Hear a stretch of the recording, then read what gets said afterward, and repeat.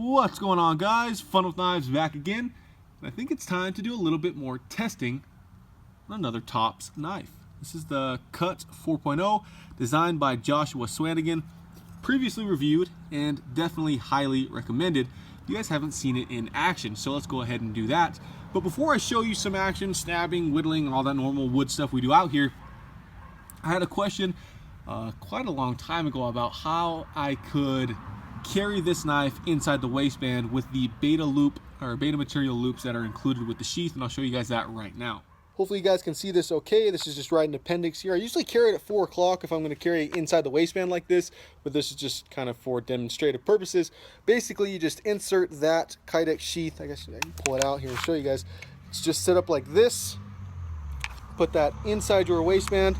Put the beta loop material underneath your belt. Yes, I got a cool tactical belt today, I guess. And then snap that on. And then, if I can actually get that on there, okay. There we go. And then this is riding for kind of a reverse grip right hand draw, just like that. You can, however, let me switch sides here, pull it with your left hand grip, just like that. So with the C.U.T 4.0 being kind of a hybrid karambit, you guys probably want to see all the cool karambit tricks I can do, which is exactly zero. I really don't know how to do all those cool fancy tricks. All I know how to do is you just sit this on your index finger that in the ring and flip it around. It looks kind of cool, but it's really not a trick. It's really easy to do. But I wish I knew how to do all those cool flippy tricks where they're throwing this thing around and doing all that, but I don't. I use this thing as a functional tool, and it definitely is that. Okay, let's follow tradition here and do some reverse grip hammer stabs. You can see here that there's a large finger choil and a very large ring, so I shouldn't have any worries of slipping here because I haven't in the past. So how well we can sink this in here. Oh yeah, super easy. I think this is a little bit better at penetrating than that Tops Dawn Warrior that I previously tested. There's quite a bit of shock coming through here. I'll be honest, this has got that dragonfly tread on these tan canvas micarta scales. Definitely not uncomfortable, but stabbing into something hard like this, you feel that jerk into your finger inside the ring. So I don't really feel super comfortable stabbing like this with my finger outside of the ring, but yeah, definitely not as controllable. You feel less of that shock, but I feel less comfortable using it in that grip. But yeah, I'm not sliding anywhere, that's for sure. And we can really get on this thing. Yeah, no problem at all lifting this little log up here. Let's try some of this saber, just normal hammer grip stabs coming from this direction. Okay, let's get after it. Not super comfortable. Definitely gets the job done. I'm not feeling like I'm coming up on that edge at all. Again, getting much deeper penetration than on the Dawn Warrior. Both are pretty decent at these penetrating tasks, but this is, again, designed as a combat utility tool, I guess, but it really works well. You can see here, just from all the previous testing and stuff I've done on this knife before I reviewed it, I mean, the coating's coming off of the tip here, but that's after months and months of use. But yeah, as penetrator on the stabbing task, this C.U.T 4.0 is performing phenomenally well. Okay, let's go ahead and just pound this blade into this log for no other reason than to show you how tough this freaking thing is. Just like all my other Tops knives, I have no worry whatsoever that I'm going to damage this blade, the handle scales. I'm not going to make anything loose. I'll just show you guys that right now. So let's pound this in. Holy crap, that log just exploded. Missed there, wow. Small target for a big log, I guess. This thing is just knocking all the bark right off this log here. Set it back up here a little bit. Holy crap, we are really stuck in there. I almost took you guys out. Oh no. Okay, we're good. Just one more pound in here and we'll try to get this thing out of here.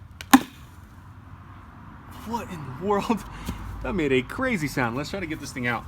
I know these testing videos are just so entertaining for you guys. Not really, that's why I'm doing it. I'm trying to show you guys how tough these things are, whatever I'm testing, of course, and holy crap, it is so stuck in there. Oh my hell, oh my God. That's all good. We'll get it out eventually, and I'll show you this thing. It's fair. Oh, there we go. Again, look at the edge on this. Just unscathed. I mean, the pommel portion of that ring is just fine. This thing's ready to go. Okay, while I have you guys here, I might as well do some some of this ring smashing. Now I know there's also different applications with kind of a blunt force tool on the back of your knife, whether that's breaking something up or, you know, I don't know. There's all sorts of things you guys could use this for. So let's see if it's actually fairly ergonomic to do this with this ring. That's not bad. Definitely feel like that's actually making some pretty good dents in this wood. But I will tell you that that is gonna kill your ring finger, because that's resting right here. That's a lot of force to get down on that one finger, but it's definitely doable.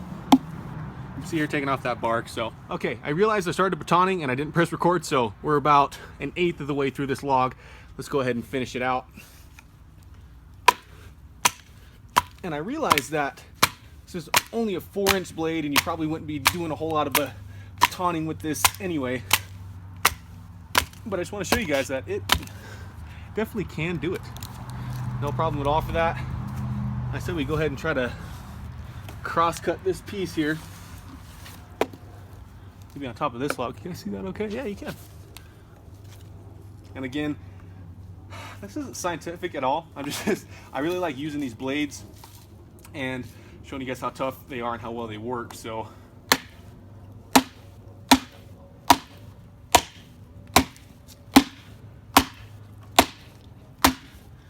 wow, look at that. How deep that's already gone in. I'm not all the way on the cutting edge as much as I'd like to be, but we'll see if we can get through it.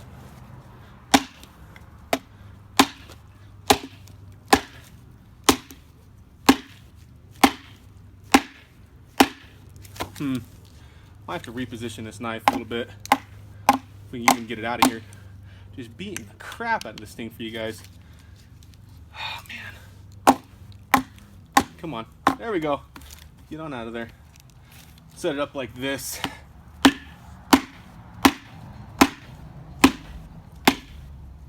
Man, this baton is so slippery. Man. We can get splinters just like the last time. You know what? I don't know. I have to flip this back around. Come on. Down and down to there. That way. Okay. Let's flip it just like that. Come on. Rotating on me already. Okay. Let's try it like this. We'll get through it eventually.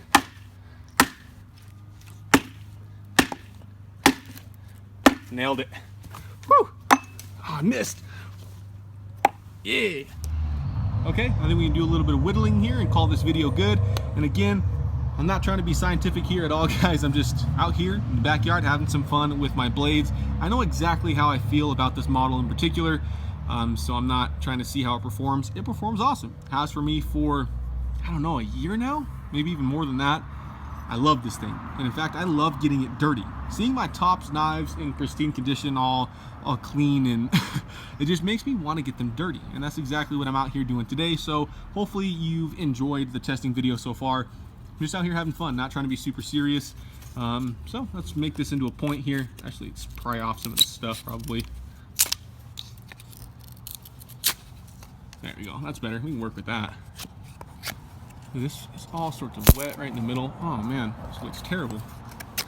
Let's flip it on this side here. To me, this is the most versatile Tops knife I own. In fact, this is one of the most versatile fixed blades I own. It can be pushed into so many different roles. I mean, I've EDC'd it, I've hiked with it, I've taken it camping, I've throw it on a water bag when we go out kayaking or anything like that. I mean, it's been with me in a lot of different scenarios, and it's performed well in all of them. So really just a full flat ground drop point is good all by itself, but you combine this handle and it gives you all sorts of different grips you can use. Now I suggest using the ring.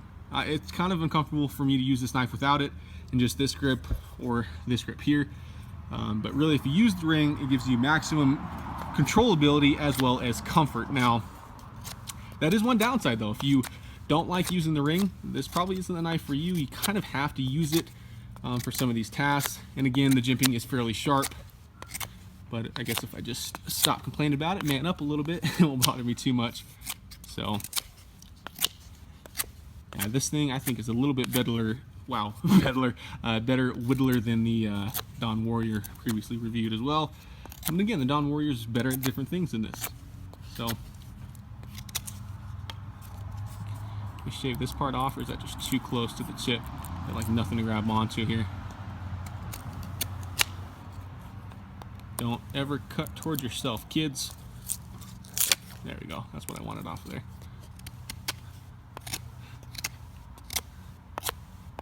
I think that'll do for a little point here. Yep, that'll work. Thanks for watching, guys, as always. And remember, have fun with your knives.